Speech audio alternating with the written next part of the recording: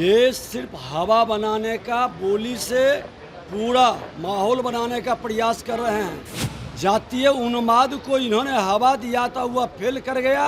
उनके समाज के लोग सभी बिहारी अब उनके बातों पर विश्वास नहीं करता है, क्योंकि 2 बार उप मुख्यमंत्री रह चुके और कोई इनका विजन नहीं है। कोई इनके द्वारा ऐसा काम बिहार में नहीं किया गया कि बिहारी का सम्मान बढ़े। पनोरमा ग्रुप, जो सोचता है वो करता है। आपके अपने सपनों का आशियाना। तीसरे चरण का चुनाव बहुत ही अजीब मोड़ पे आकर के फंस गया है और यहाँ एक दूसरे को फंसाने की भी प्रक्रिया शुरू हो चुकी है।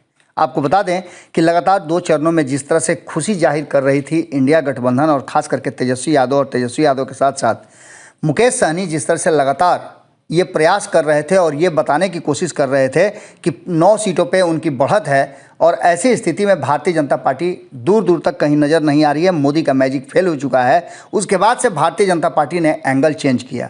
भारतीय जनता पार्टी ने अपने सारे सेनापतियों को एक साथ मैदान में उतार दिया और लगातार अब तीसरे चरण के चुनाव में किस तरह से मात दी जाए और बढ़त प्राप्त की जाए, इसकी तैयारी शुरू हो चुकी है। इसी तैयारी के साथ साथ अब दिल्ली में भी खलबली शुरू हो चुकी है। दिल्ली में भी फाइलें उल्टी जाने लगी हैं और लगातार रणनीतियों में बदलाव किया जा रहा है। आपको बता दें कि इसकी रणनीति का हिस्सा विजय कुमार सिन्हा भी हैं।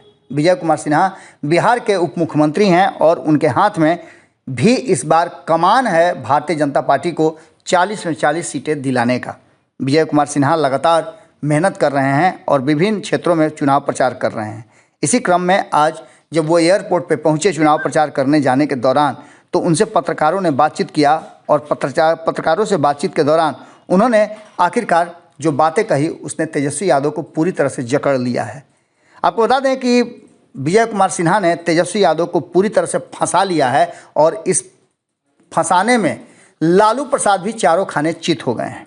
अब देखना दिलचस्प होगा कि तेजस्वी यादव को निकालने में लालू प्रसाद किस तरह की रणनीति का प्रयोग करते हैं। लेकिन एक बात तो मान के चलिए कि 2 चरणों में बढ़त का गुणगान करने और रिलैक्स नज़र आने के तेजस्वी यादव के जो इशारे थे, उसको लेकर के भारतीय जनता पार्टी ने अब अपना स्ट्रेटजी बदला है और इस बदले हुए स्ट्रेटजी में आने वाले बाकी के जो शेष चरण के चुनाव होंगे, तीसरे चरण के अलावे और भी 4 चरणों के चुनाव, उसमें एनडीए और भारतीय जनता पार्टी काफ़ी अलर्ट मोड में नज़र आएगी। विजय कुमार सिन्हा ने किस तरह से फंसाया है और अब लालू क्या करेंगे, किस तरह से लालू को चेकमेट किया है, आप खुद सुन लीजिए।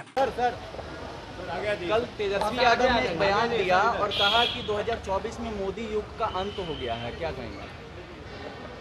देखिए, बड़बोले पिता के बड़बोले पुत्र हैं।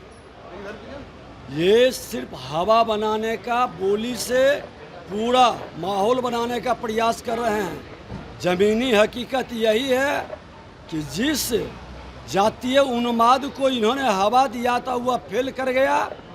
उनके समाज के लोग सभी बिहारी अब उनके बातों पर विश्वास नहीं करता है, क्योंकि 2 बार उप मुख्यमंत्री रह चुके और कोई इनका विजन नहीं है। कोई इनके द्वारा ऐसा काम बिहार में नहीं किया गया कि बिहारी का सम्मान बढ़े, बिहारी का माहौल देश के अंदर नहीं बना सके। इसलिए ये परिवारवादी जमींदारी व्यवस्था लगाना चाहते हैं और जनता की गाढ़ी कमाई लूट कर ऐश करना चाहते हैं। ऐसे लोगों के बातों पर कोई विश्वास और ध्यान नहीं देता। पासी समाज को लेकर के लालू यादव कह रहे हैं, पासी समाज को अपील किया है कि आप सरकार बनाइए, आपकी सारी समस्याओं का समाधान हम करेंगे। लालू प्रसाद यादव जी 15 साल रह चुके।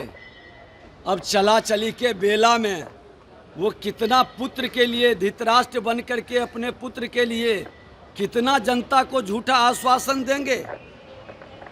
सच को तो अंतिम समय बोल दें कि बिहार की बर्बादी के लिए, बिहारियों के अपमान के लिए अब उनको क्षमा मांगना चाहिए और पश्चाताप करना चाहिए।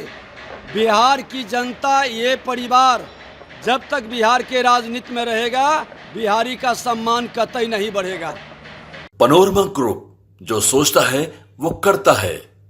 अगर ये वीडियो पसंद आई और वह बिहार के राजनीति और बिहारियत से सरोकार रखेनी तो सब्सक्राइब बटन दबा के चैनल के सब्सक्राइब कर ली। ओजे एगो घंटी बा, ओकरा बटन दबा देला से कुल सटीक और मारक खबर रुआ मुफ्त में मिल जाई। अगर रुआ पत्रकारिता के हमनी के नया प्रयोग में सहयोग कर चाहतानी तो ज्वाइन बटन दबा दी। पेटीएम नंबर नोट कर ली 9386816700। धन्यवाद।